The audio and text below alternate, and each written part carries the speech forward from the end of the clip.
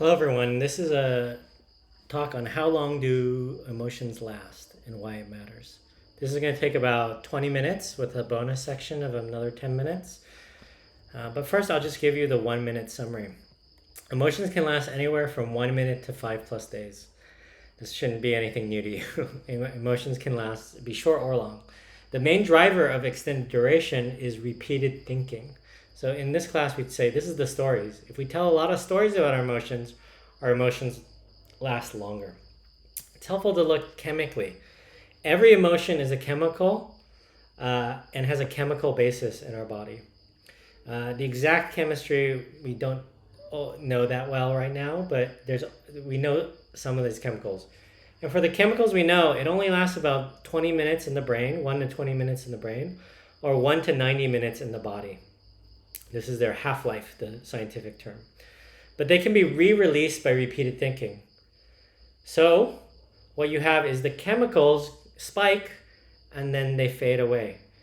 But if they are to last, if the emotion lasts, we have to repeat the thinking and re-spike the chemical.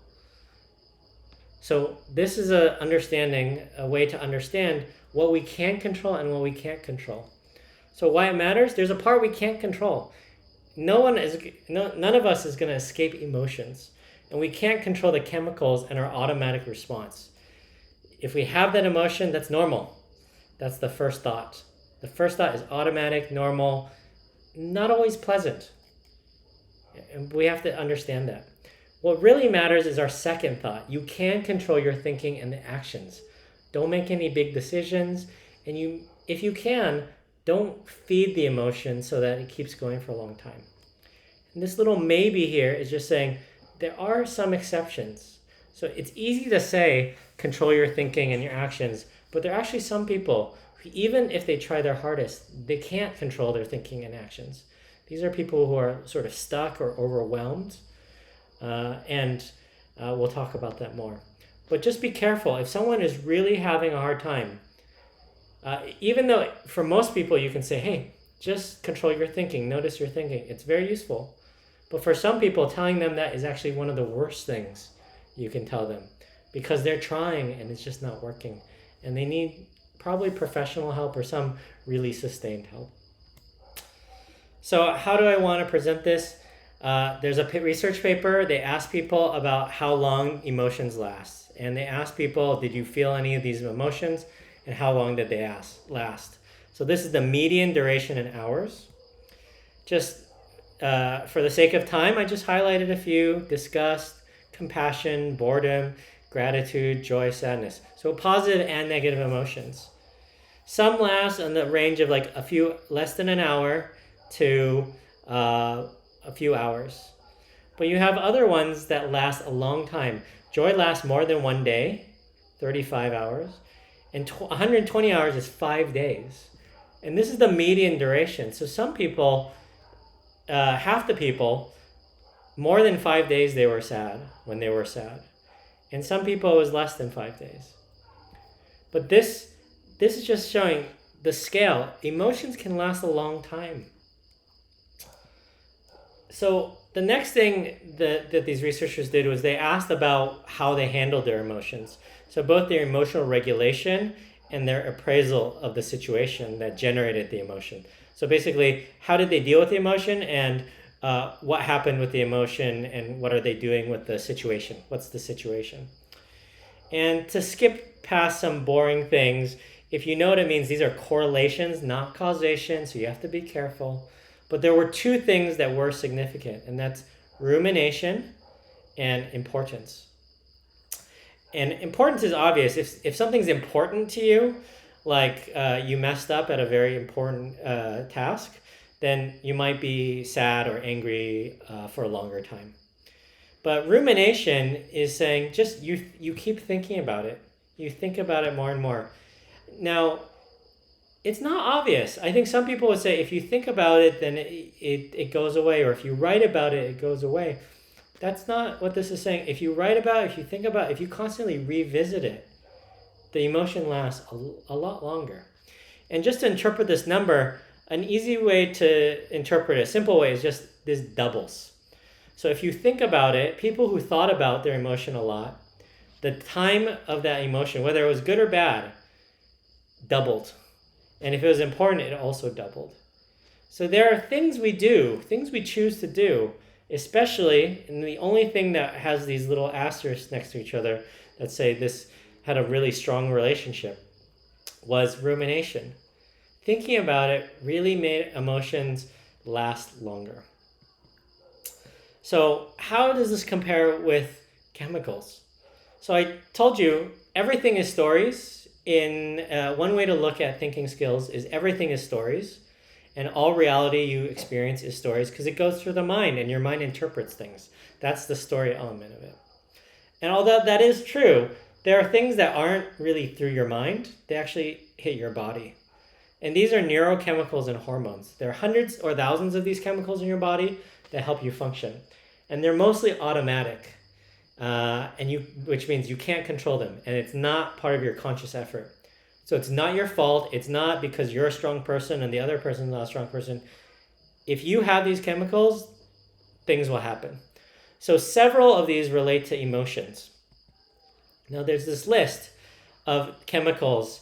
It's very simplified. It's chemicals and how long they last. These are the chemicals associated with emotions, right? Chemicals and emotions and how long they last. You have adrenaline, which is around danger, fight or flight. Cortisol, which is around danger and stress. These are both in the body. The first one works very quickly and is for like, oh shoot, oh my God situations. It operates quickly and lasts a very short duration. The second one keeps you kind of alert for the next hour or two. So don't be surprised if you get stressed out. You can't just stop it. The stress is there, and it's going to take at least 90 minutes for you to go back to roughly normal. So give it time. Some of these things do need time. It's not about forcing it or a sense of will or you're a strong person, so you can force yourself to push through it. Stress is stress. You might be able to force yourself to push through it, but the stress will be there. You're not going to be able to stop the stress. The stress is a chemical and it's in your body. And these work in the body, meaning in your bloodstream, in your through your heart and through just your torso, your body. There's also dopamine, which is about rewards. This is around social media or video games. When you see something funny or you're waiting, there's a video, you're like, oh, what's going to happen? What's going to happen? And you're like, oh, that happened. That's dopamine. It's like, oh, something cool happened. But it's also related to attention and memory, because when something interesting happens, cavemen who also had the same chemical, they're like, oh, that was different. That was interesting. They're like dopamine. Let's help store it in our memory. But nowadays we have addiction issues that have to do also with dopamine. They think that the reward system is a little messed up. So people constantly seek out more and more reward. They're not able to stop themselves from doing it. And they might become chemically dependent on it. So again, it is dopamine. But the very interesting thing is the dopamine only lasts for 1 or 2 minutes. And even this adrenaline and cortisol, adrenaline is 2 to 3 minutes, cortisol is 60 to 90 minutes. This is nowhere near the hours that most emotions last. Serotonin is about feeling okay. If you're clinically depressed, meaning you have no motivation, low energy, and everything just feels like not right and you're not sure why, that's depression. Those are some of the signs of depression. And having too low a level of serotonin is related to that. But if you look at serotonin only lasts 1 or 2 minutes. Something is happening usually. You can have a chemical imbalance, which is what some people think about depression. But some of depression is story related. There are ways we're thinking that's keeping the serotonin level low. Meaning if we feel good and we just wait it out, after 1 or 2 minutes, the serotonin goes away. It fades away. Similarly, love and social bonding have to do with oxytocin. So this is both romantic love. I love you. You're so cute. You're so amazing. I want to be with you forever. This romantic love, but also family love or friendship love. But it's anything to do with belonging too, social bonding. So if you love a cartoon or an anime and you find other people who love that cartoon and anime, even if they're just online, you might experience the chemical of oxytocin because you're experiencing that I'm in a group. I feel connected with these people. And that sense of connection can last a long time, be very meaningful, etc. But if you look at it in the brain, the chemical only lasts about 20 minutes.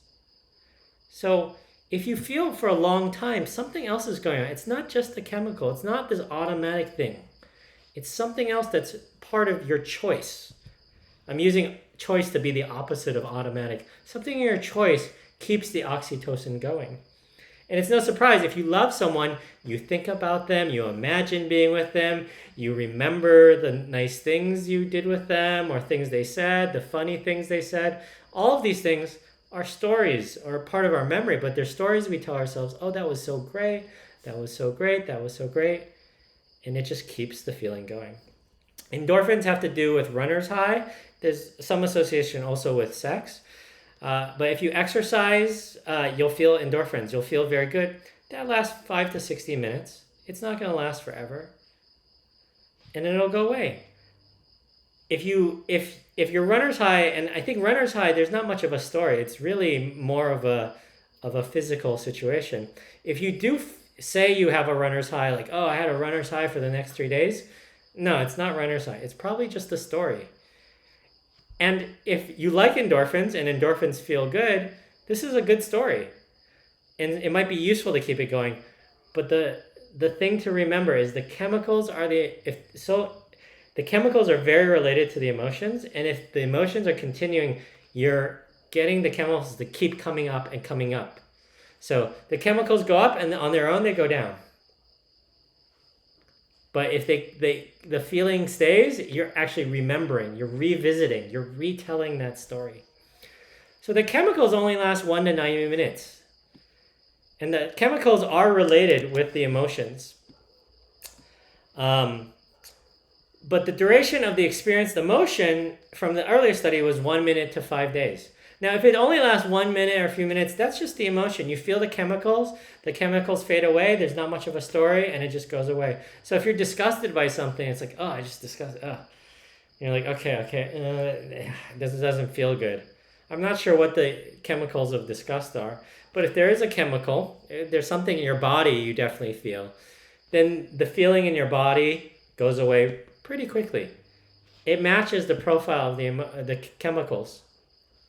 But if you're going for 5 days, the difference is, we can think of the difference as the effect of the stories, right?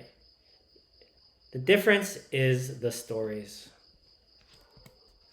So again, it's an option. Thinking skills is not about you have to think a certain way. And sometimes you might choose to feed the emotion. But just remember, that's your choice. If you keep telling stories, keep it going, it can last a long time. In fact, if you like it, if it's something you love and you revisit it, you can keep that feeling going for days and days and days, just by remembering the stories. You don't even have to have the experience again. That's how powerful the story is. But if you let it settle, it goes away, and then you can do other things in your life without those chemicals in the background sort of affecting your judgment. So again, the takeaway for why does it matter, right? If you think about it this way, this gives you a framework to say, I can control part of this, but I can't control the other part. The first part, you can't control the chemicals. You can't control your automatic response. This is the first thought, it's automatic. The Dalai Lama talked about this. Someone asked the Dalai Lama, if you become very wise, do you know anyone? Do you stop feeling fear? And he said, no, you still feel fear.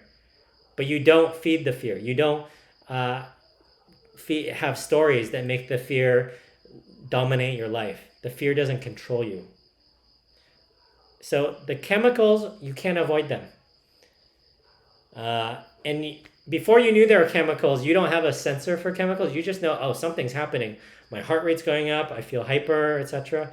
Those things you can feel. But now you know it's probably chemicals in your body, and you have no real control over that. So don't make any big life decisions. Your judgment might be clouded for at least 90 minutes. Up to 90 minutes for some of those things. And under the influence of emotions, some options can feel 100% right. And the key word here is to feel. They're not actually right. Right? This idea, oh, this person, this is so fun. I feel so good with these people. Oh, they're telling me to do this thing. I normally wouldn't do this thing, but gosh, they sound so convincing and fun. I want to trust them. That's the emotions talking.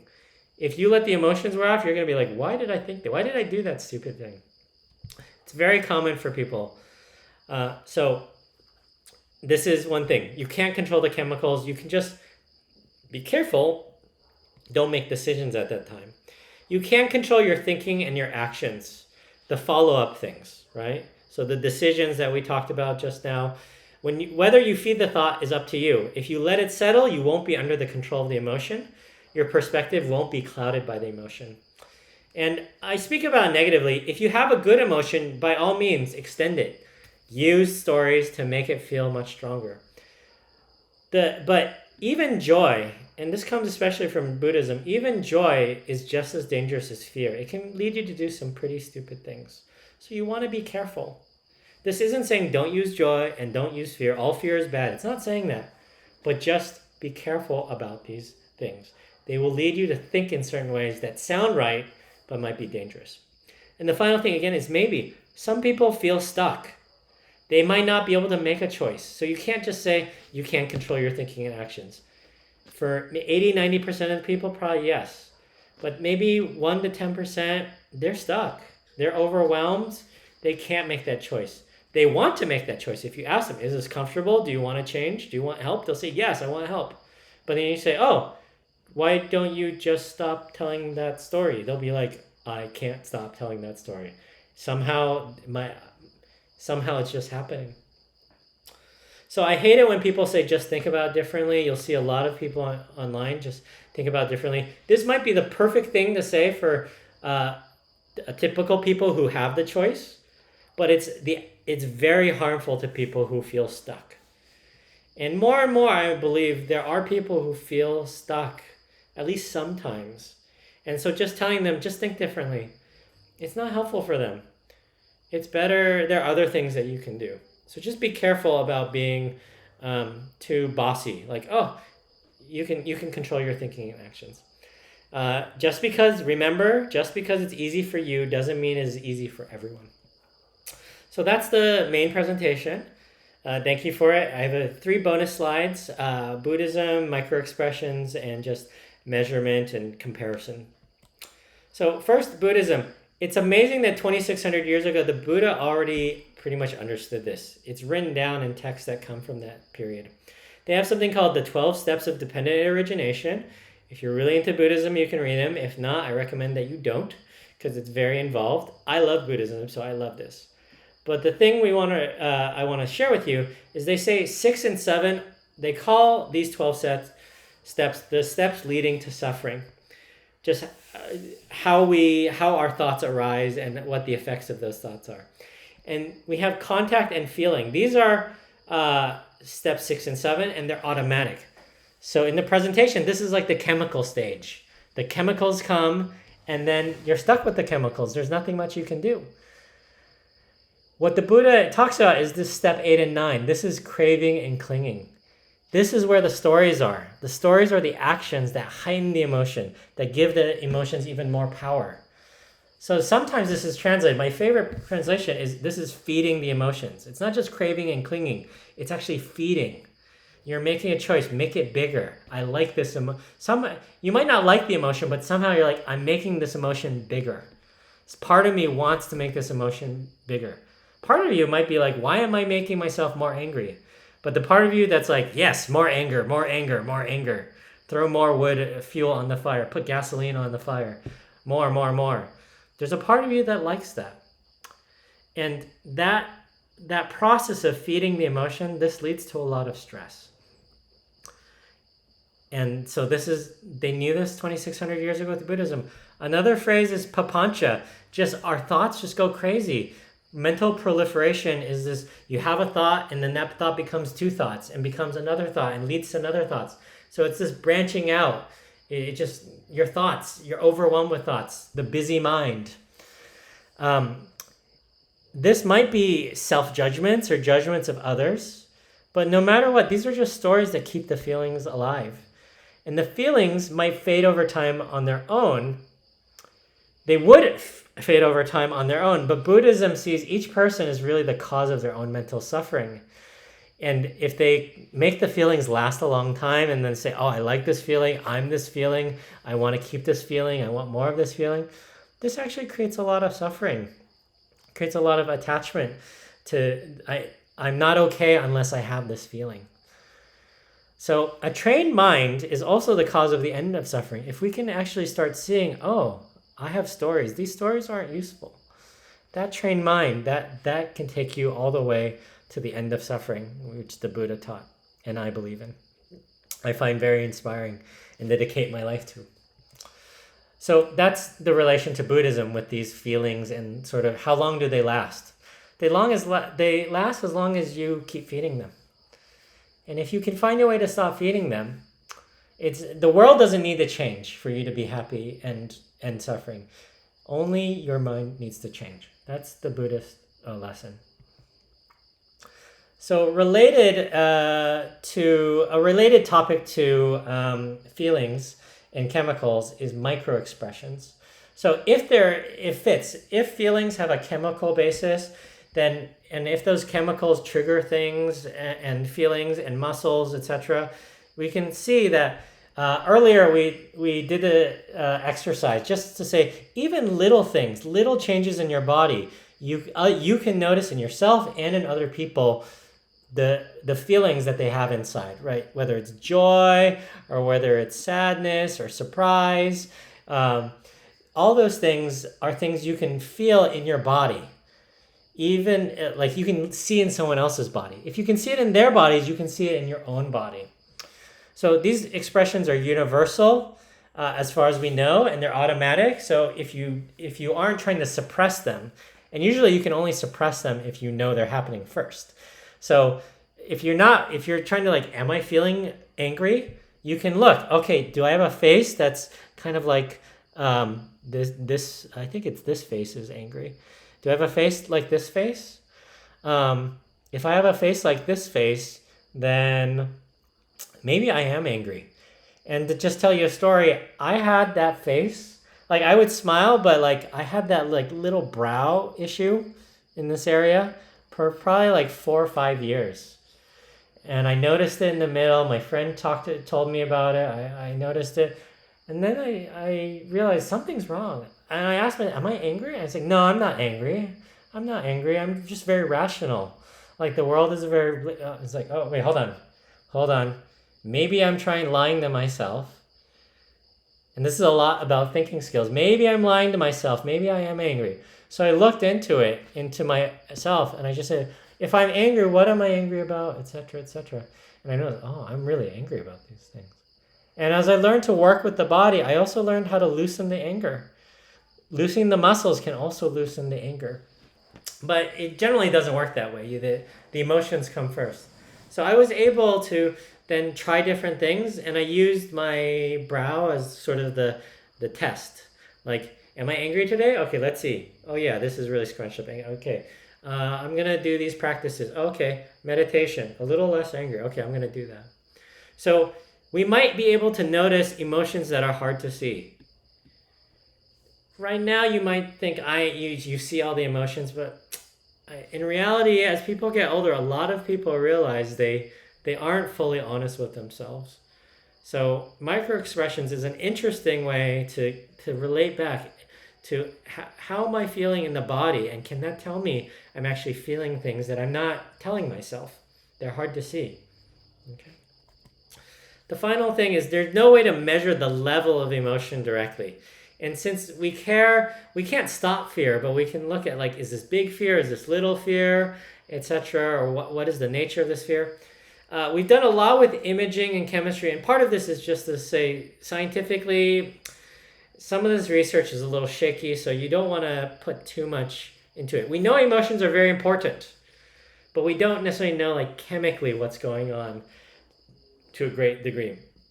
And specifically, we don't know the intensity. Like, even though I can say I know this happiness region of your brain, there is a happiness brain region, but I don't know how happy you are. I just know how much activity is in that region.